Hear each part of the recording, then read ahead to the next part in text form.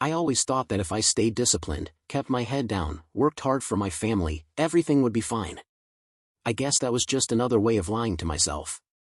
The truth is, even in the special forces, where everything depends on discipline and focus, you can't control what happens at home. You can't plan for betrayal.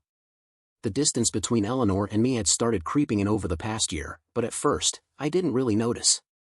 When you're deployed or spending hours training soldiers, getting back to the gym for a shift, you don't have the time to notice every little change. When we first got married, Eleanor and I had this intense connection. She was strong, independent, but always there for me, even when I had to leave for long stretches. But recently, there was a distance between us that I couldn't explain. I figured maybe it was just life, stress, the routine of everything. But it wasn't just Eleanor. I felt it with Eddie too. My son was always my shadow. From the moment he could walk, Eddie followed me everywhere. Whether I was packing my gear or hitting the heavy bag in the garage, he'd be there, asking me questions, trying to copy every move. "Dad, show me how to fight like you," he'd say, throwing punches in the air. I was proud of that. He made me feel like the kind of father I always wanted to be. But these days, things had changed. I'd come home from a late shift at the gym, exhausted, and Eddie wouldn't even look up from his toys. At first, I shrugged it off. Kids grow up, get into their own worlds. I didn't want to overthink it. But as the weeks passed, I couldn't shake this feeling that something was wrong. He wasn't just distracted, he was pulling away from me. The gap between us felt like a canyon. Eleanor and I stopped talking about anything meaningful. Conversations turned into routine check-ins. "How was your day? How's work?" That barely scratched the surface of what was really going on. She was still there, physically, but it felt like she was somewhere else entirely. Some nights, I'd get home and find her sitting on the couch, texting away with this small smile on her face. I'd ask her what she was laughing at, and she'd just wave it off. "Oh, just something from work." She worked at some corporate office downtown, managing accounts or something. I never paid too much attention to the details. Work was work, and I trusted her. I thought about asking her about the distance, about what was going on, but I didn't. Maybe part of me didn't want to know. In the military, you're trained to push through discomfort, to focus on the mission, and ignore anything that might cloud your judgment. And so, I buried it. I told myself everything was fine, that it was just the stress of our schedules. It was a Wednesday night when everything started to fall apart.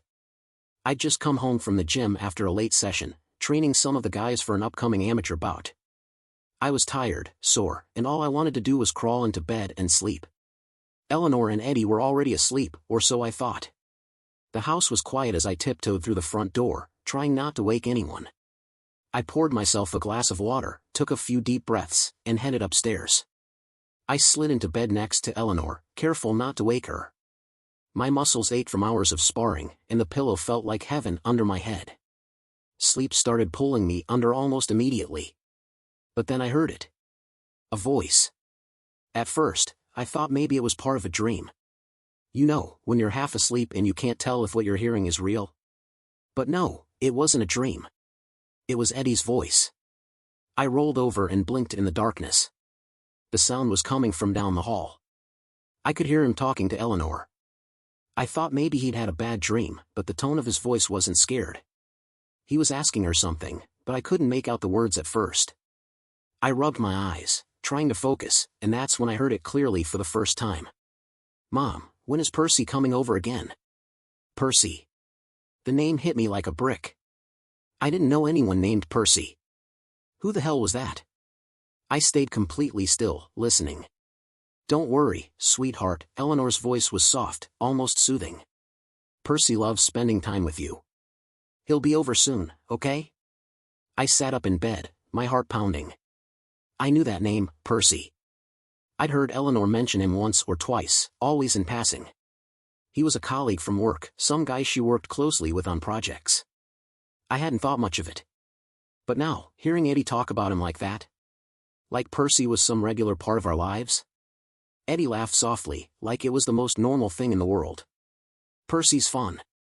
He plays with me a lot." The blood in my veins turned to ice. I felt like I was frozen, unable to move. My mind raced, trying to piece together what I was hearing. Why was Eddie talking about this guy like he knew him? Like he spent time with him? I tried to remember the last time I had seen Eddie so happy, so connected to someone. It wasn't with me. I didn't want to hear any more. I got out of bed slowly, careful not to make any noise. As I walked toward the bathroom, my legs felt like they were made of lead. I splashed some cold water on my face, trying to wake myself up, to snap myself out of whatever haze I was in. Maybe I was dreaming. Maybe this was just some weird nightmare, a product of too many late shifts and not enough sleep. But as I stood there in the bathroom, staring at my reflection, I knew. This wasn't a dream. This was real. Something was happening. Something had been happening for a long time, and I was too blind to see it. Percy. The name echoed in my mind like a warning bell, and I knew in that moment, everything was about to change. The next day, I woke up with the weight of last night pressing down on me like a heavy fog. Eleanor had already left the bed, and the house was quiet. It was one of my rare days off, no missions, no training. Just a few clients booked for some light boxing sessions at the gym later in the day. I kept thinking about what I had heard Eddie say. Percy, it echoed in my mind like a bad dream I couldn't shake. After breakfast, I decided it was time to spend some one-on-one time with Eddie. I'd been so busy lately, and between work and the gym, we hadn't had much time together. It felt like a good opportunity, especially after last night. Eleanor didn't seem to mind when I told her I wanted to take Eddie out for the day. She barely even looked up from her phone when she said, "Yeah, sure, sounds good." That wasn't like her. Normally, she'd ask where we were going, what we were doing. But this time, she just waved it off. I grabbed Eddie and told him we were going to the park. His face lit up a little, which made me feel better. Maybe this was what we both needed, a break from everything. As we drove, he sat in the back, humming to himself, lost in his little world. I couldn't help but think about the conversation I was about to have with him. I didn't want to push too hard, but I needed to know. Needed to figure out what was going on with Eleanor and this Percy character. The roads were quiet, and soon enough, we pulled up to the local park. Philadelphia in the fall had that crisp air that reminded me of the times I used to take Eddie here when he was younger. We would play for hours, just the two of us. But today, there was something different in the air, something heavy. We got out of the car, and I told Eddie we'd go for a walk first before hitting the playground. He nodded, clutching his little backpack that he always took with him. As we walked through the park, the trees swaying in the breeze, I knew it was time. I had to ask. "Hey, Eddie, buddy," I started, trying to keep my voice light. "I heard you talking last night about Percy." Eddie looked up at me with those big innocent eyes. "Yeah, Percy's cool." I swallowed hard, trying to keep the tension out of my voice. "Who is Percy, exactly?" "I've never met him."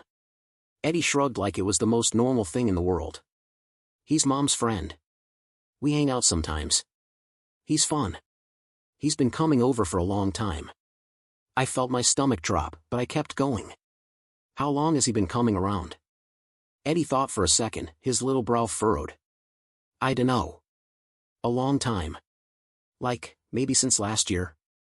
Last year. That hit me like a punch to the gut. I had been so wrapped up in work, in my own world, and this had been going on under my nose for over a year. My mind raced, but I couldn't stop now. I cleared my throat, trying to sound as casual as I could. Does he ever talk about anything else? Like, does he say anything about me?" Eddie looked up at me again, this time with a bit more hesitation. "Mom says Percy's my real dad." It was like everything around me froze. The sound of the wind, the distant laughter of kids playing at the playground, it all went silent. I stopped walking, staring down at Eddie, trying to process what he had just said. What do you mean, real dad?" I asked, my voice barely a whisper. Eddie looked at me, a little confused by my reaction. "Yeah, like, Percy was with Mom before I was born. But he had to go away, and you came after. Mom says you're my stepdad." I couldn't breathe. My chest felt tight, my heart pounding in my ears. Stepdad. I had been raising this boy for 6 years. 6 years. Every birthday, every scraped knee, every laugh, every story before bed, stepdad? And how long has Mom been telling you this?" My voice was shaking, though I tried to keep calm. Eddie tilted his head, thinking. "I dunno, like, maybe a year? Since they started talking again, I guess." A year. I couldn't believe what I was hearing. Eleanor had been filling his head with this for a year. All this time, while I was breaking my back for this family, she was telling him that I wasn't his real father. That some other man, this Percy, was. I didn't know what to say. I felt like my entire world had just shifted, like the ground had been pulled out from under me. I looked at Eddie, and all I could feel was heartbreak. Not anger, not yet. Just this deep, crushing sense of loss. We kept walking, but I barely spoke. Eddie didn't seem to notice. He was too busy skipping ahead, picking up sticks and leaves like nothing had changed. But everything had changed. I tried to focus on the sound of his footsteps, the rustle of the leaves under our feet, but my mind kept going back to Eleanor. To Percy. She'd been telling him this for a year. And I never had a clue. When we got back to the car, Eddie climbed into the back seat, oblivious to the storm swirling inside me.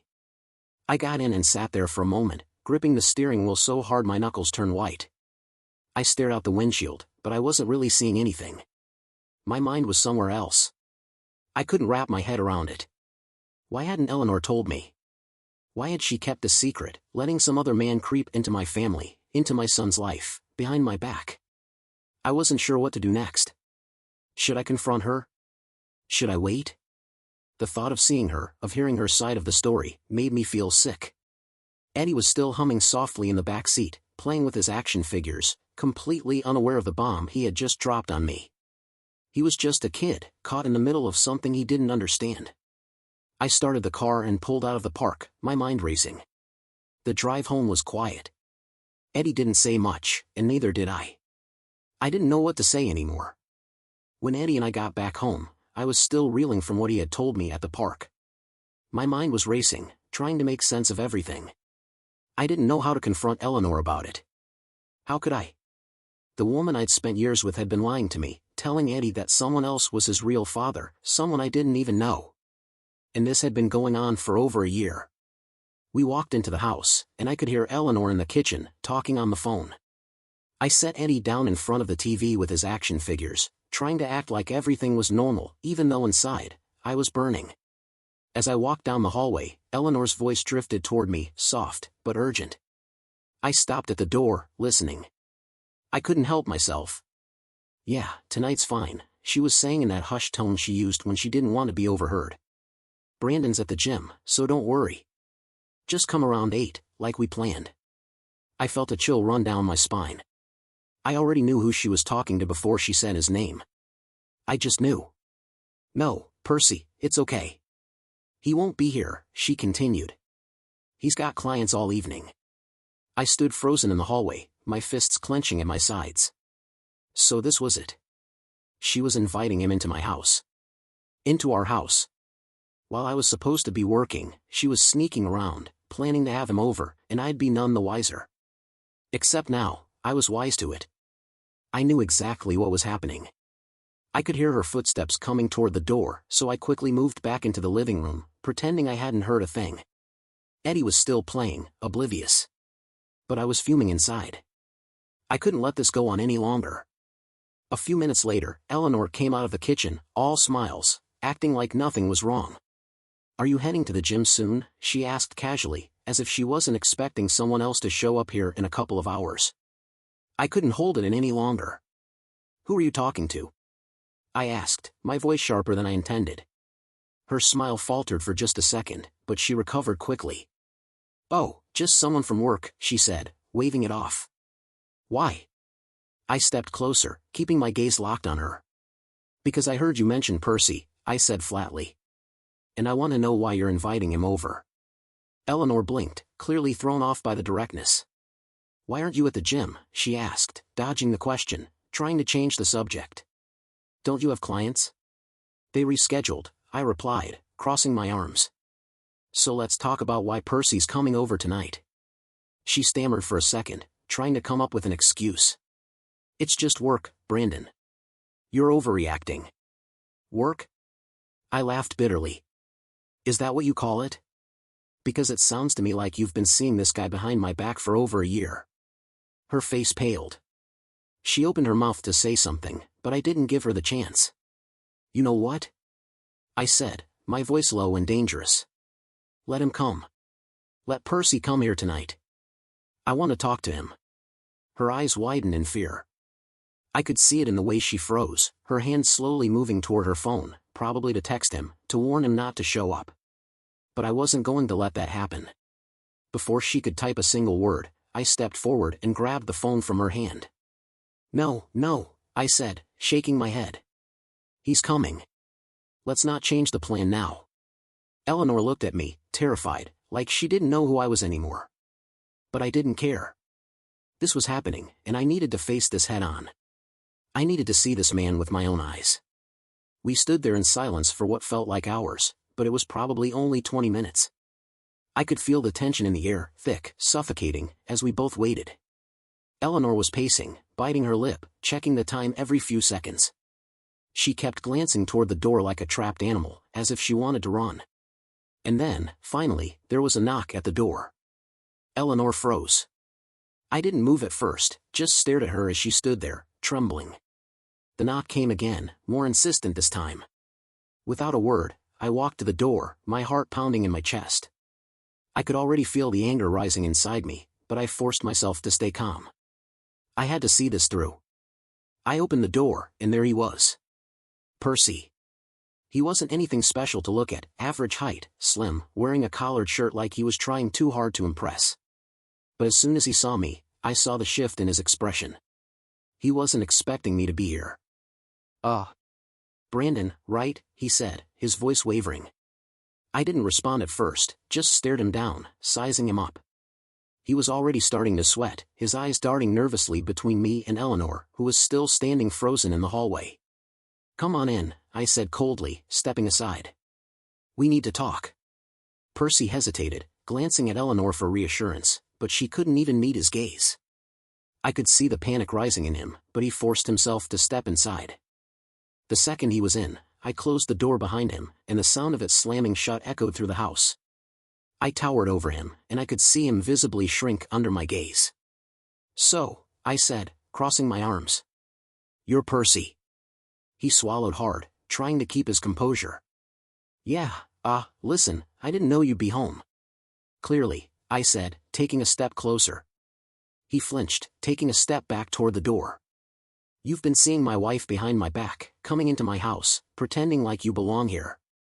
You think I'm just going to let that slide? And no, Percy stammered, but I cut him off. I don't care what you were thinking, I growled, stepping even closer. He was practically shaking now. You don't belong here. And you never will. Percy looked like he was ready to bolt, but I wasn't done. You need to leave. Now. And don't even think about coming back.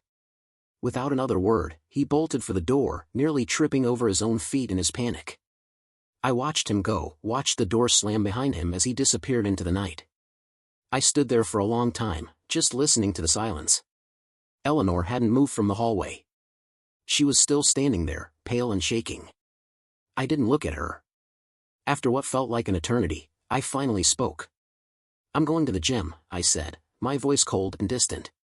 And we're not talking about this until I decide we're going to talk about it. I grabbed my keys and headed for the door. As I walked out, I didn't look back. Not at Eleanor, not at the house. I just needed to get away from everything, from the betrayal, from the lies. That night at the gym, everything felt different. I'd come in like I always did, my usual routine of wrapping my hands, putting on gloves, and getting my mind right before the evening sessions. But something was off.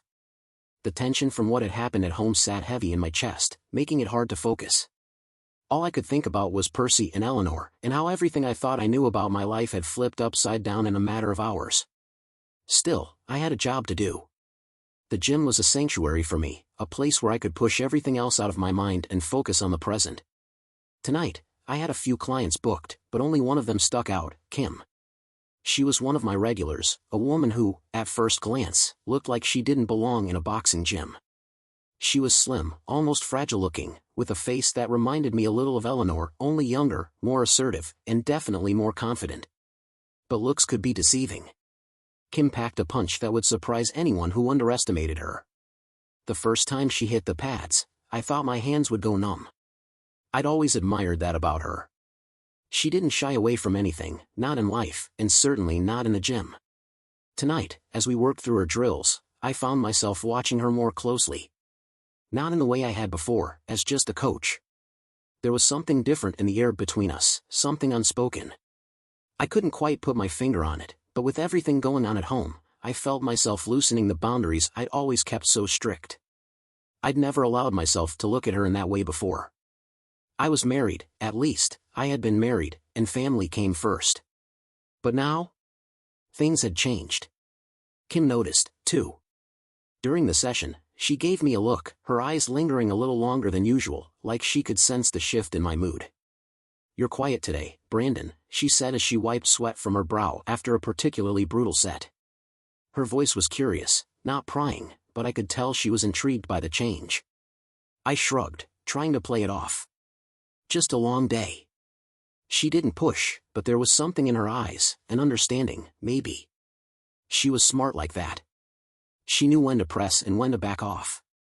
The rest of the session went by without much more conversation, but there was this tension between us that hadn't been there before. And for the first time, I didn't fight it. When the session ended, I couldn't help but notice how she lingered by the door, like she wasn't in a rush to leave. Normally, I'd just say goodbye, move on to the next client, but tonight, I found myself watching her, too. Maybe it was the mess at home, maybe it was the adrenaline still coursing through my veins from the workout, but I was more relaxed around her, more open. She noticed. "Thanks for the session," she said, giving me a half smile that almost felt like a dare. "You've got a different energy tonight, though." I met her eyes, holding her gaze longer than I normally would. "Yeah, well, things change." Kim raised an eyebrow, but didn't press for details. She didn't have to. The look in her eyes told me she was used to men with complicated lives. She walked out of the gym, but the shift between us lingered. There was something there, something unspoken, and I knew I couldn't ignore it forever.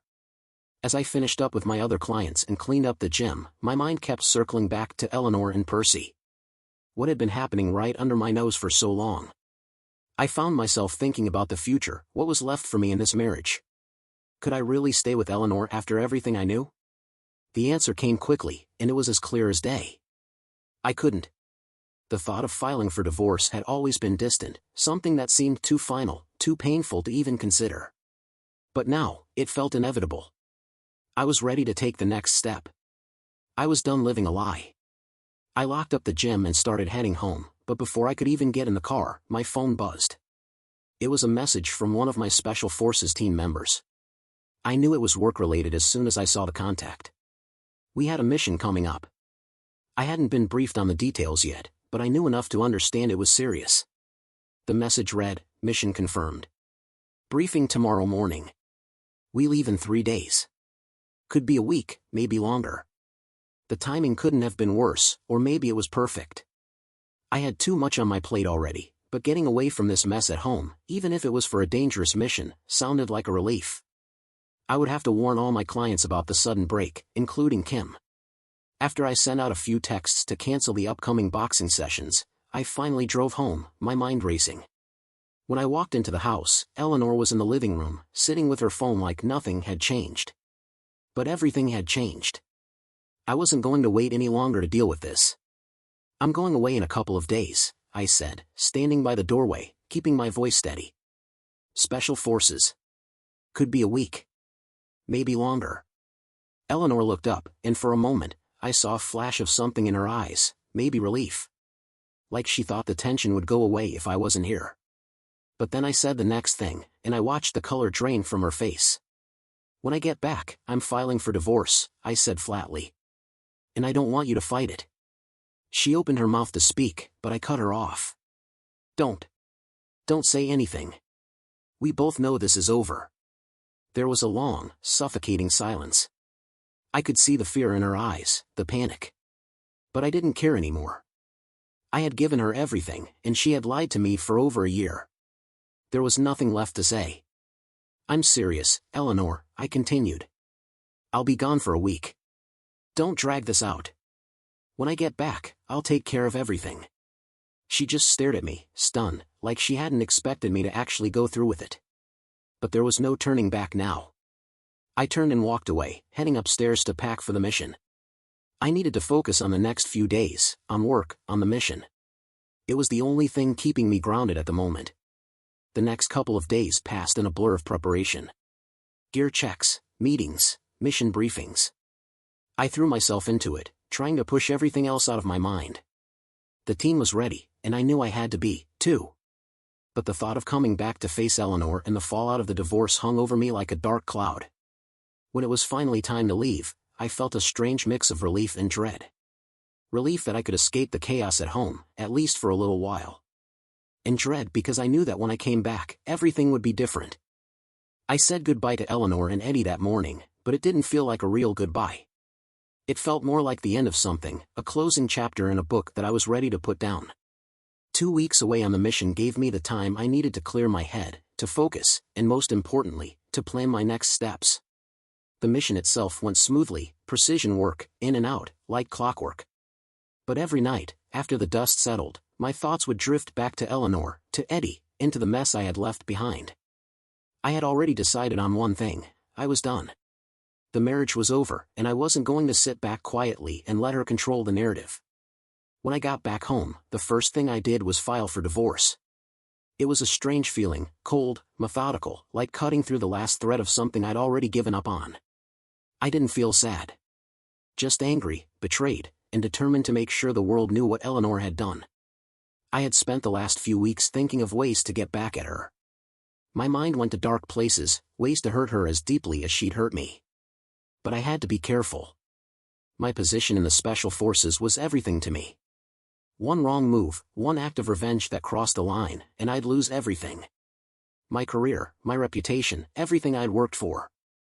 So, I kept my thoughts in check, knowing that my best weapon was the truth. Eddie had told me, back when we went to the park, that Eleanor made him promise not to tell anyone that I wasn't his biological father. The more I thought about it, the angrier I became. She had manipulated my own son into keeping secrets from me. She had convinced him that Percy was his real dad, while I was just the stand-in. And she had been telling this lie for over a year. That was the worst part: she had been planning this, slowly undermining everything I thought we had built together. So I decided to do what she had feared most. I told everyone. I started with my parents. They were always supportive of Eleanor and me, always believed in our marriage. But when I sat them down and told them the truth, their shock quickly turned to anger. My father, usually a quiet man, was furious. My mother, who had adored Eleanor, was heartbroken. I didn't hold back, I told them everything. How Eleanor had been lying to Eddie, how she had been seeing Percy behind my back, how she had manipulated the entire situation. Then, I went to Eleanor's parents. That was harder. They had always been in her corner, defending her no matter what, but when I told them what she had done, even they couldn't look me in the eye. They didn't want to believe it at first, but the evidence was undeniable. Their daughter had destroyed her own family, and now everyone knew it. Word spread quickly after that. Family, friends, no one was left in the dark. I made sure everyone knew who Eleanor really was. She wasn't just the victim in a failing marriage. She was the one who had lied, who had cheated, who had dragged our son into her deception. And the best part? She couldn't deny any of it. But despite all of that, she wasn't going down without a fight. While I was away on the mission, she hired a team of lawyers. I didn't know until I got back that she had been preparing for this divorce long before I ever filed. She had been working with her lawyers for weeks, if not months, setting herself up to win. And when the trial came, it became clear that I was in a losing position. They painted her as the loving mother, the stable force in Eddie's life. They played up my work schedule, how I was always away on missions or at the gym. They used every weapon they could find. In the end, Eleanor won the house. I wasn't surprised. I had expected it. I had already moved out into a small, rented apartment near the gym. It wasn't much, just a one-bedroom place, but it was enough for me.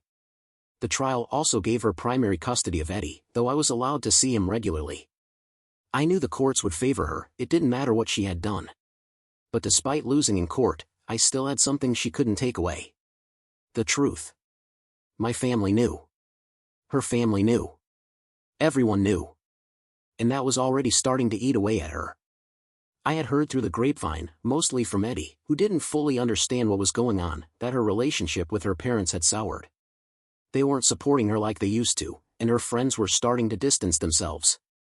Her perfect little world was crumbling, one piece at a time. I also heard rumors that things between her and Percy weren't as perfect as she wanted everyone to believe. Eddie mentioned, in his innocent way, that they were still seeing each other, but something was off. He'd say things like, "Mom and Percy don't talk as much anymore," or "Percy didn't stay long when he came over." It was clear that whatever fantasy she had built with him was starting to fall apart, too. Still, the rumors persisted that Percy might move into the house soon. The thought of him living in the same house where I had raised Eddie, the house I had paid for with my blood and sweat, made my stomach turn. But there was nothing I could do about it. I wasn't going to stoop to their level. I had already exposed them for who they were, and that was enough, for now. It had been a month since I moved out, and while life wasn't easy, I was adjusting. I saw Eddie often enough, though it killed me that he was living under the same roof as Percy. I made sure to be there for him whenever I could, even if it was just picking him up from school or taking him to the park like we used to. He didn't understand the depth of what was happening, and I wanted to keep it that way for as long as I could. He was still too young to deal with the full weight of his mother's betrayal. As for Eleanor, I had thrown around a few more ideas on how to get back at her. I thought about exposing more of her lies, maybe digging up dirt on Percy and making their lives hell. But every time I thought about it, I realized it wasn't worth the risk. My job, my future, it was all too important. I wasn't going to let her drag me down to her level. Meanwhile, the anger I had been holding onto for so long started to fade, replaced by something unexpected. Kim. Over the past month, she had become more than just a client. Our sessions were still intense, she never held back, and I admired that about her, but there was something else there now, something unspoken. We had never gone out on a date or crossed any obvious lines, but I could feel it in the way she looked at me, the way she lingered after our sessions, how her eyes seemed to ask a question she was waiting for me to answer. It wasn't hard to see that she was waiting for me to make the first move. She wasn't the type to push, but she wasn't shy either. Kim was confident, strong, something I hadn't realized I needed until now. I had been through enough emotional hell recently to know that I didn't want to rush into anything. But with Kim, it felt different. It felt right. There was no baggage between us, no lies or deceit. Just two people, both trying to move forward. I'd been thinking about it for days now. I knew I had to make the first move, to take that step. And the timing couldn't have been more perfect. We had a training session scheduled for the day after tomorrow. I'm damn ready to do it then.